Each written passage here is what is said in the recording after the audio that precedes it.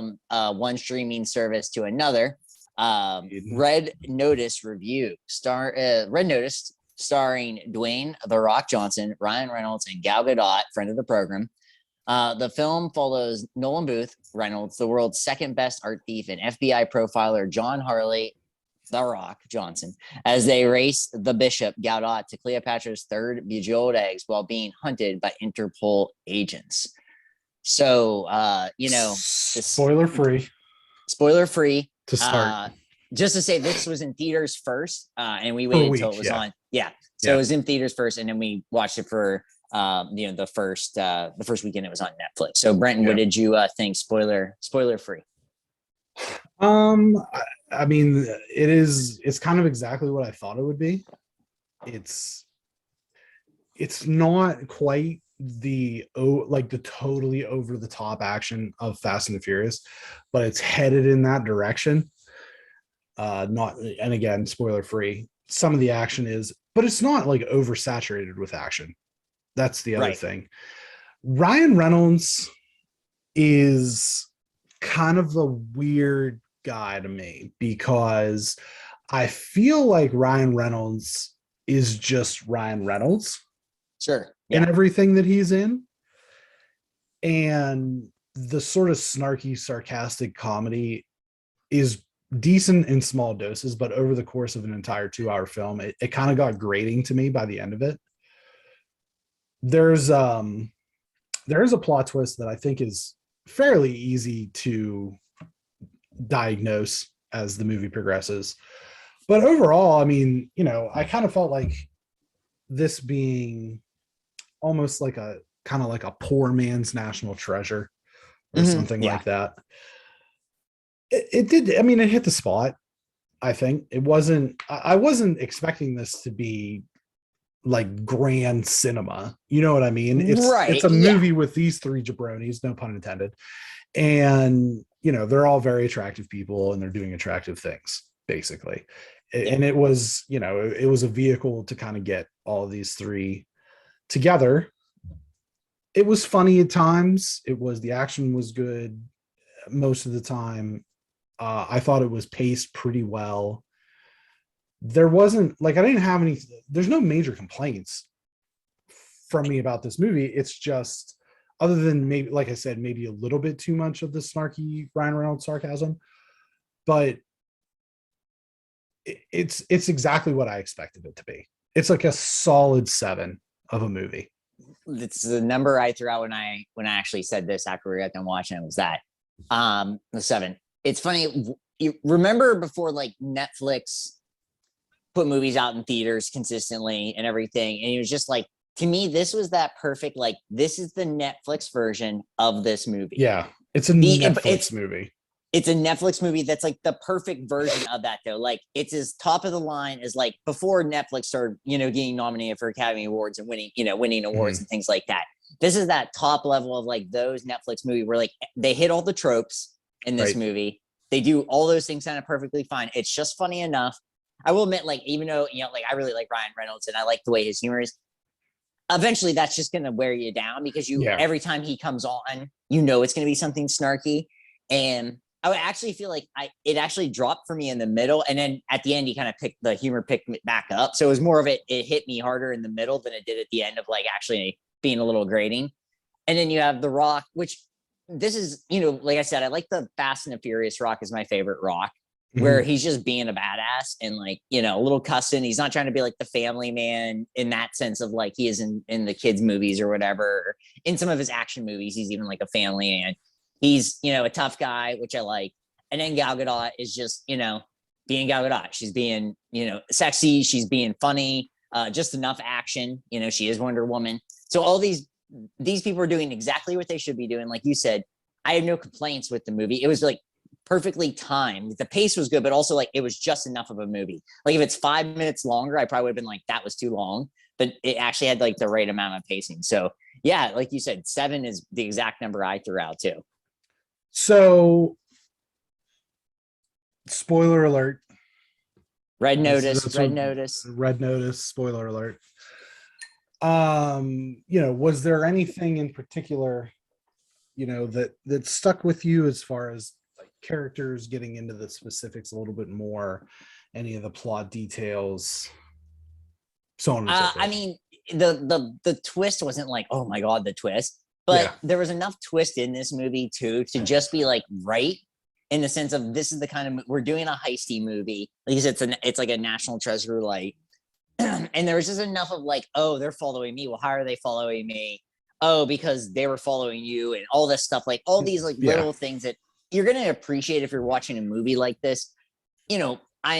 I'm glad I didn't see it in the theaters, and not that I'm glad I didn't spend that extra bit of money to do that. Right. That would have felt a little weird, knowing that I could have watched it on Netflix. It's not like something like that we're seeing on the big screen makes a difference. I actually think seeing it on the small screen might make it better, because of the take a little break, and then you're like on your phone. You're not missing, the plot is not intense enough that you're not missing anything by like being on your phone or something, scrolling through whatever. And then if it might be the way too is like those jokes by Ryan Reynolds, like you'll hear one that sticks out and it's like a little funnier to you than if you're paying attention the full way. I would just say there's really nothing to spoil other than like the twist is funny enough. It's you definitely see it coming. So we're in spoiler territory, so we can talk. So like the Rock and Gal Gadot working together after it's Ryan Reynolds and the Rock working together the entire time is a pretty solid twist. The only thing I always have a problem with is like I cannot take the Rock seriously as like someone that has like a female like person in his life in any movie. I just can't. I don't know what it is. Like he has no chemistry with anyone. It's really funny. That's why I also like him in the Fast and Furious movies, because he doesn't have chemistry with the Thing.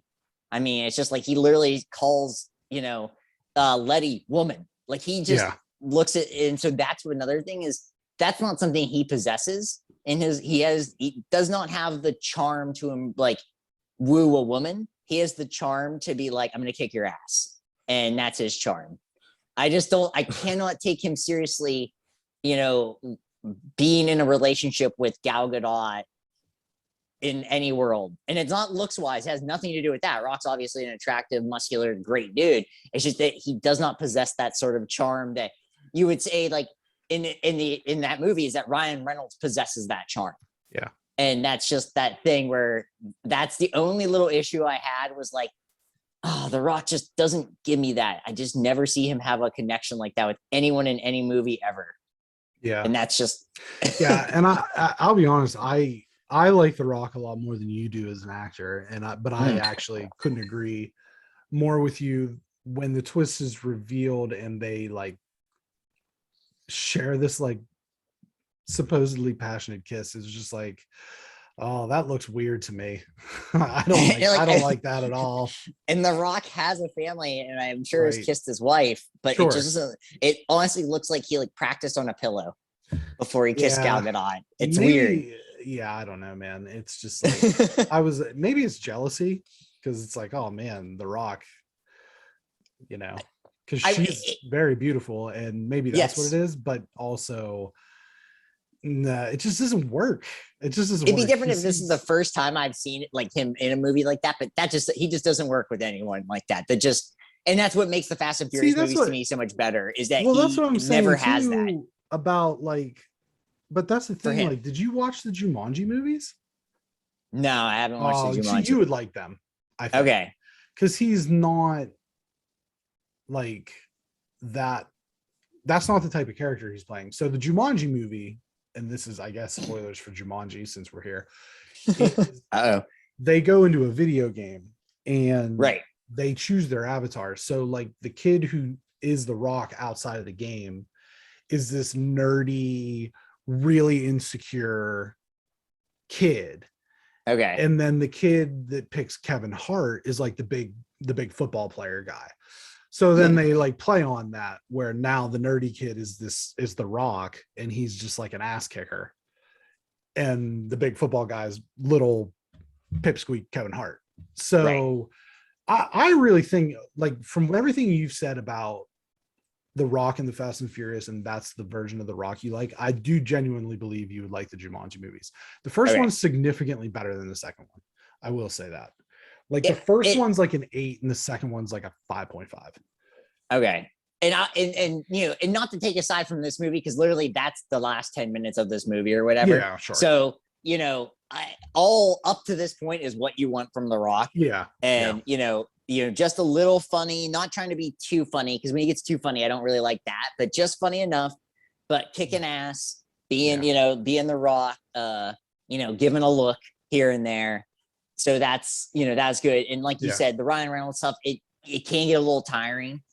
Gal Gadot never gets tiring for me in any way, shape, or form. So I'm good with that the whole time. I actually thought the first half of the movie, I was like, where's Gal Gadot? Like, I was getting actually mad. There's a time where I like paused it and I'm like, where is she? Because this is ridiculous. And then she's in the second half of the movie pretty much the entire time. So final thoughts. I certainly believe that with the ending that this is set up for a sequel. Oh yeah. Yeah, so for sure. I would imagine within the next 2 or 3 years, we're going to get Red Notice 2 from Netflix. I mean, if they're going to make another Extraction movie, for God's sakes, they're going to make a Red Notice movie. They said this was the most streamed film on its debut day that Netflix has ever had, was Red Notice. It's pretty crazy. They break records like that constantly, I think. True. Because Extraction was that also. Yeah.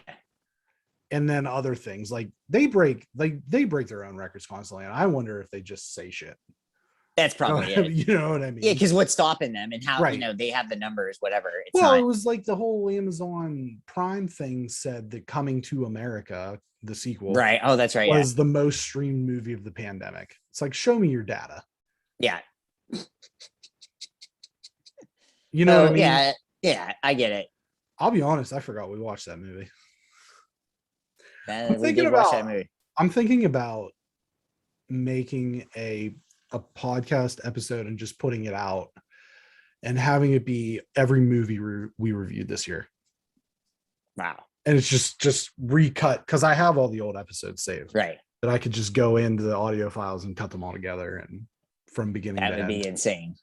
Yep. Well, not including like the Marvel movies and stuff like that. Okay. I mean like the actual the new release. The new releases. So you'd get like Black Widow and Shang-Chi and Eternals, but not like the 23 episodes. Okay. That was like, holy cow. No, I'm not going to do that. That's crazy talk. So Red Notice, we both said it was about a 7. If you have a Netflix subscription, there's no reason not to give this movie. It's definitely put it on. You're going to have a good time. Guaranteed good time. Just don't expect, like I said, it's a top of the line Netflix movie when Netflix didn't win Academy Awards, which is a good thing. I think that's a compliment. This is literally it's a quintessential Netflix movie.